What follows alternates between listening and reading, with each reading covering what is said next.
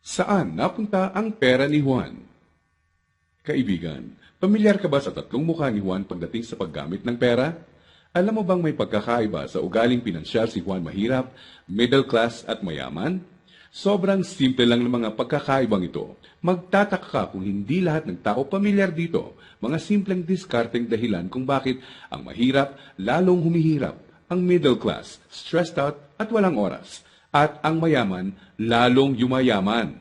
Kung matagal mo lang tanong ang mga ito, mag-e-enjoy ka sa mga facts na hinanda ko para sa iyo. Sabay nating hihipan ng mga kumakalat na outdated na information tungkol sa pag-manage ng pera ngayon. At as a bonus, titignan din natin kung may pag-asa pa ba sa panahon ngayon ang simpleng Juan na umasenso at yumaman. Halika't isa-isa natin silang tignan. Magsimula tayo sa regular na araw ni Juan Mahirap. Gigising siya sa umaga at magmamadaling pumasok sa trabaho. Kung swerteng may trabaho nga siya. Madalas, contractual. Minimum wage. Minsan, less than minimum pa. Masipag at matyaga naman siya. Pagtitiisa ng traffic at ang sumpong ng boss na masungit. At pagkatapos magbanat ng buto buong araw, uuwi ng pagod. Magpapahinga para ulitin lahat ito kinabukasan. Gagawin niya ito ng araw-araw para sa kapos-saktong sweldo.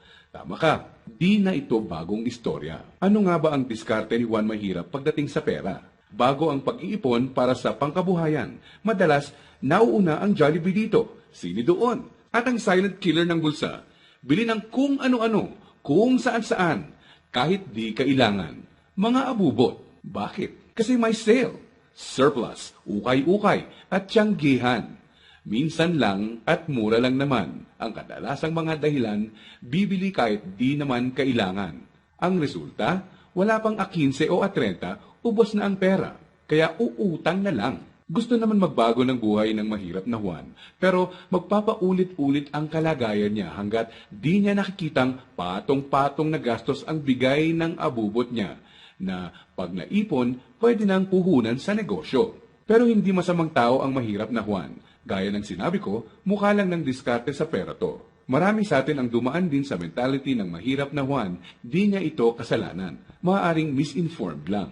Paano nga naman bukod sa di lahat nakapagtatapos ng pag-aaral, di naman tinuturo ang pinansyal na kaalaman sa eskwelahan. Madalas, ang ugali sa paghawak ng pera ay ang ugaling namamana lang. So, saan napunta ang pera ni Juan Mahirap? Dito na papasok ang tinatawag nating 1. Income at expense, at 2. Assets at liabilities. Huwag kang mag-alala, hindi economics class ng pinasok mo. Simple lang to. So ano nga ba ang praktikal na kahulugan ng income at expense at assets at liabilities? Unahin natin ang income. Ito ang perang pumapasok sa iyo. In short, income equals kita. Kapag lumabas naman ang pera, tinatawag natin tong expense. Sa madaling salita, expense equals gastos. Ngayon, ano naman ang assets at liabilities? Asset ang isang bagay kung binibigyan ka nito ng income o kita. At liability naman kung expense o gastos ang binibigay nito. Balik sa tanong, saan napunta ang pera ni Juan Mahirap? Ang maikling sagot, madalas mas maraming expense o gastos kesa income o kita ang mahirap na Juan. Maaring sa sahod o maliit na extra lang siya umaasa para sa income, samantalang kaliwat kanan naman ang pinanggagalingan ng expense. Naloko na. May pag-asa pa ba ang mahirap na Juan? Malalaman natin yan mamaya. Ngayon, tignan muna natin ang behind-the-scenes kwento ni Juan Middle Class. Sa unang tingin, okay na okay ang lagay ng middle class na Juan. Ang totoo niyan, malaki ang tsansang mapagkamalan mo siyang mayaman. May bahay, may kotse, at nakikita mo silang nagbabakasyon minsan. At kung may bagong labas na gadget, mag-a-upgrade ang middle class na Juan. Pero ang di alam ng karamihan, marami dito ay promo, hulugan, o utang sa credit card na buwan-buwan sa sweldo nakakaltas. So, saan napupunta ang pera ni Juan Middle Class?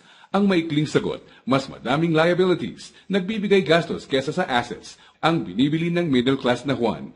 Imbes na investments na gagawa ng income, nauuna sa listahan niya ang paggagamitan ng pera, ang upgraded na lifestyle. Gusto niya ang convenience at quality sa buhay. Tingnan nating halimbawa to. Kung traditional economics ang pagbabasehan, ang kotse at bahay ay madalas na sinasabing assets. Sa praktikal na buhay ni Juan, masasabi nating outdated na ang pananaw na to. Sa definisyon natin ng asset, ang isang bagay ay asset kung gumagawa ito ng income. Pero madalas, pagka down payment mo ng kotse, bahay o alahas, money out agad. Sa mga susunod na buwan, may babayaran ka ulit at huwag mong kakalimutan andyan pa ang insurance at tax. Money out nga naman, liabilities. Ang kotse ay nagiging asset lang kung nakakatulong siya ng gumawa ng income. Halimbawa na lang kung gamit sa negosyo. Ang bahay ay pwedeng maging asset kung paparentahan mo ito, lalagyan ng mga produkto sa negosyo or storage. O di kaya'y kung nagba-buy and sell ka ng bahay at mabibenta mo to ng mas mahal. So bakit walang oras at stressed out si Middle Class 1? Para mabayaran ang mga liabilities, kailangang mag-overtime, kumuha ng mas maraming trabaho at maghangad na ma-promote ng Middle Class na Juan kung siya ay empleyado. Para sa mga professionals at self-employed, kailangan nilang kumuha ng mas maraming kliyente o projects. In short, kailangan nilang ibenta ang oras at skills nila ng higit pa sa ginagawa nila dati nung wala pang liabilities para kumita ng mas malaki. Tulad ng kalagayan ng isang doktor. Kung hindi niya sisiputin ang pasyente niya, wala siyang kita. Dito mo na makikitang may lumalamon na sa oras ni Juan Middle Class. May mga celebrations sa family at friends ang di na niya ma-attendan. Kaliwat ka ng stress na ang kapalit ng upgraded lifestyle ni Middle Class 1. Para sa kayod kalabaw na discarding to, gugustuhin niya ng reward, tama? Kaya mas madalas na siyang mag-taxi, kahit pwede namang mag-jeep. Starbucks coffee na, dati okay na ang 3-in-1. Sa restaurant na mas madalas kakain, kahit pwede namang sa bahay. Ilang halimbawa lang ito. Sa oras na maisip ni Juan Middle Class na magnegosyo, ang kita niyang pangpupuhunan sana, pambayad sa liabilities na pupunta. Kung tatanungin mo siya kung anong gusto niyang baguhin, madalas sasabihin niyang ibalik sa kanya ang oras niya. Mabait si Juan Middle Class. Gusto niya ng maganda at komportableng buhay para sa pamilya niya. Magaling din siya sa trabaho o sa propesyon niya. Sa kasamaang palad, pagdating sa pinansyal na mindset, may outdated advice at information siyang dala. Ang dating akala niyang assets ay liabilities na pala. May pag-asa pa ba si Juan Middle Class? Malalaman natin yan ilang sandali lang. Ngayon, tignan muna natin ang sikreto ni Juan Mayaman. Alam mo ba na madaming Juan Mayaman ang mga self-made? Ibig sabihin, bunga mismo ng sariling pagod, sakripisyo at tiyaga ang tinatamasa nilang tagumpay. Simple lang kung susumahin mo ang lifestyle niya, may time and financial freedom. Maluwag ang buhay kung may kailangan. Choice sila kung ano ang sasakyan nila, saan sila titira, sino ang makakasama at makakatrabaho nila, kailan at saan sila magbabakasyon, at iba pa. In reality, mas madami din silang tsansang makatulong sa kapwa, gaya ng pagdodonate sa charity at pagsali sa outreach programs. Balik tayo sa tanong, saan napunta ang pera ni Juan Mayaman? Kapag may perang hawak si Juan Mayaman, sa asset niya ito dinadala. At sa asset na ito ay kikita pa ng mas maraming pera para sa kanya. At ano naman ang gagawin niya sa bagong kitang ito? Tama ka, i-invest ulit niya sa ibang asset pa. Ano ba ang mga examples ng asset na ito? Andiyan ang investments, apartment, or kotseng pinaparenta. Ang edukasyon, seminar, tradings at iba pa na magtuturo sa iyo ng skills na kaya kang bigyan ng kita ay asset din. Sabi nga ng isang bumper sticker, if you think education is expensive, try ignorance. Ibig sabihin, kung tingin mong mahal ang edukasyon, subukan mo ang kamangmangan. Assets din ang mga negosyo, lalo na ang mga kumikita ng passive income.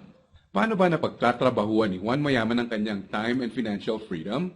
Ang sikreto? Passive income at leverage.